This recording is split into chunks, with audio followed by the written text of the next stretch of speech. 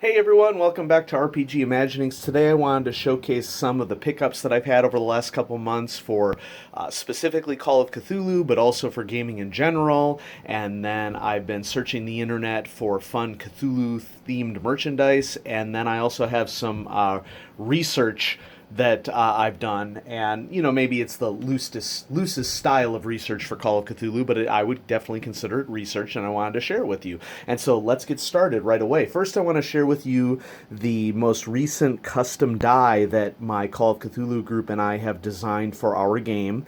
That may look like a squirrel to you, but that is supposed to be a cat. And the cat in question is William Thaddeus Lavinius, who is one of the major NPCs, if not the chiefest NPCs in our game. And he's a cat from Uthar that is present in the waking world and sort of the quote unquote apartment cat of one of my players. And he is also a cat of the Dreamlands as well, and he's been aiding the group.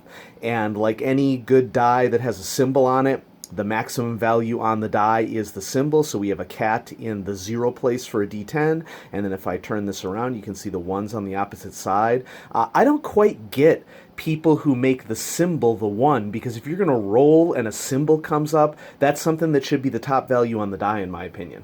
So we designed this together. This is Chessex, I believe, Lustrous Shadow. Chessex does a really good job of doing custom dice if that's something that you're interested in. Just note that you can do a singles place D10 with a custom face, but you can't do percentile dice with a custom face. So I ordered some percentile versions of this Lustrous Shadow as well to go with this for my players. So that's our first example. Now, I'm going to cough, so excuse me. Next, I was in Las Vegas visiting a very good friend of mine in July, and we went to a lot of game stores in Las Vegas, and one of the products that I came across is this awesome dice tray. This was a game store in near Henderson, Nevada, Las Vegas, Nevada, that I believe is called the Little Shop of Magic, and they have some like really cool high-end sort of gaming products. And when I say high-end, it's not like this was terribly expensive. I mean, it was $27 for a really high-quality dice tray. You can see that it has some burn etching here with an arcane Lovecraftian symbol, and then there are little Cthulhuoid squiddies around it. And so I've been on the lookout for a really nice dice tray, and so I picked this up. I thought it was really cool. I'm so glad that I got it, and I can't wait to roll on it tonight. We're playing with it tonight. Really high quality manufacture. It's composed, of clear and darker, what looks like PVC, and then it's got this burned wooden bottom to it, and I've been rolling on it a lot, and it doesn't show any dice marks really, and so I'm really excited that I got this for the game. Next, Type 40 in Australia does a lot of really cool products for a variety of role-playing games, but they also do products for Call of Cthulhu and for RuneQuest, and one of the shall I say, lower end products that they do, because they have some really expensive products as well, is that they have little memo books with August Derleth's Elder Sign on it. And so I was able to pick this up. This is on the website for 20 Australian dollars, so 13 US. It's a really good bargain. And then it comes with a little, memo pad on the inside here. I think that this will best fit a 3x4 memo pad, and so I ordered a Rhodia pad as a replacement to go in here. But it's, just a really cool product. And it didn't take too long to get here, only about 2 weeks. And so shout out to Type 40 for their really cool products. And I picked this up recently. Research time. You may not consider this research, but I definitely do. How about John Carpenter, Master of Fear 4-film collection? Okay, it includes The Thing, Prince of Darkness, They Live, Village of the Damned. I had conflated Village of the Damned with Children of the Corn. I don't know what I was thinking. Okay, so when I ordered this, I was like, well, The Thing is one of my favorite movies of all time. Village of the Damned, I've seen it. In reality, I had not. But I hadn't seen Prince of Darkness and They Live, and people continuously cite these as Lovecraftian films. I mean, all four of these arguably are Lovecraftian films. If you are looking to do research for Call of Cthulhu or some other Lovecraftian role-playing game, I highly suggest that you check out the filmography of John Carpenter. His work is just amazing. I didn't really like scary movies when I was younger, and I've sort of come into them. This isn't like gross scary. Well, I mean, The Thing you can argue, but I would argue that the gross factor on The Thing is so over the top to the point of ridiculous. The sort of gore violence that I don't like is realistic gore, and I don't consider the gore in The Thing to be realistic gore. I mean, don't get me wrong, it's not bad. It's the effects people did really awesome jobs bringing it to life, but I consider it to be more thematic gore than realistic gore. Anyway, I've had The Thing on Blu-ray for years and years and years because it's one of my favorite movies of all time.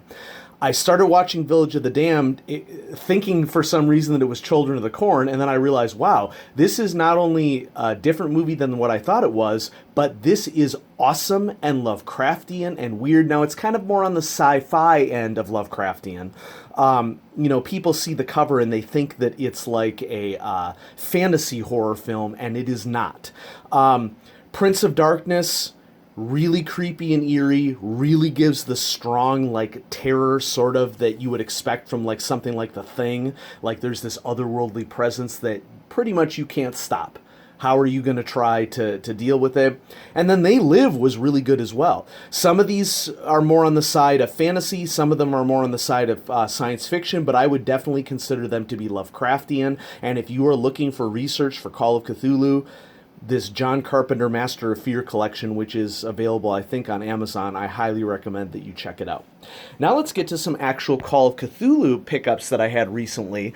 I was just perusing on eBay. Sorry about the camera shake there. And I found this Call of Cthulhu Secrets 1990s for like a rock bottom price.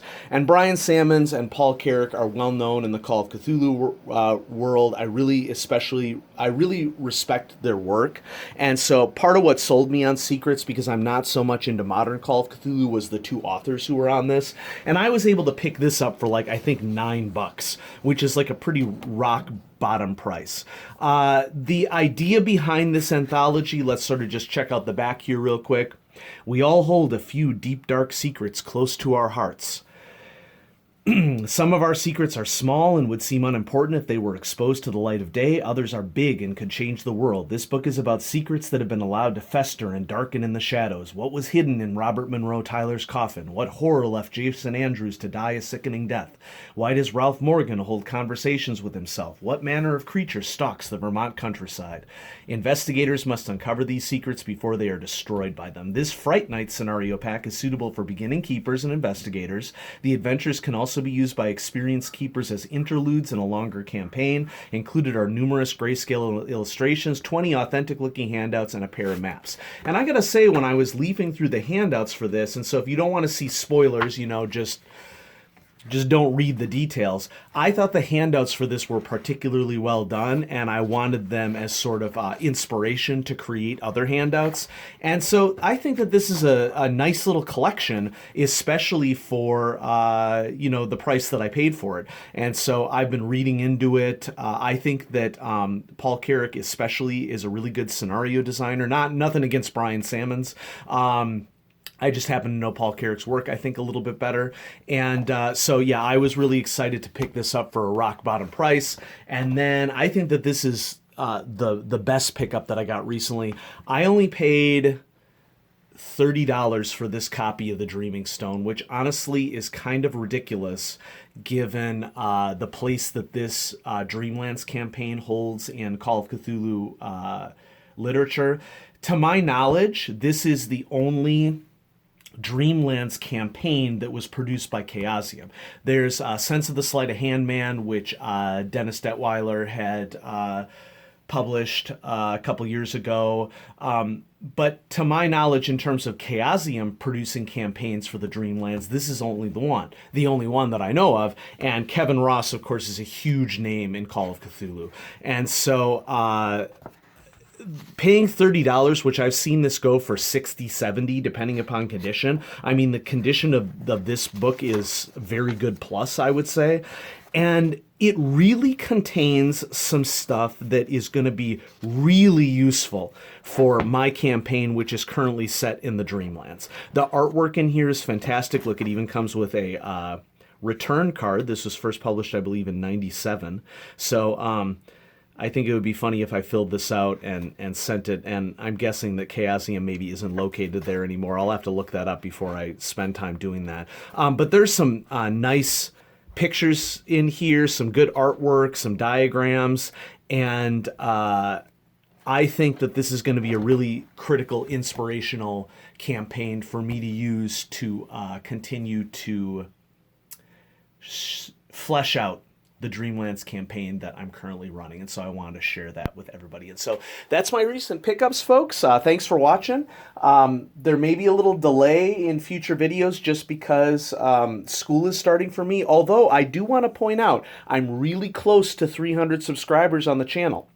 And if and when we can get to 300, I have a special video planned for a role-playing game that I have not showcased on the channel so far.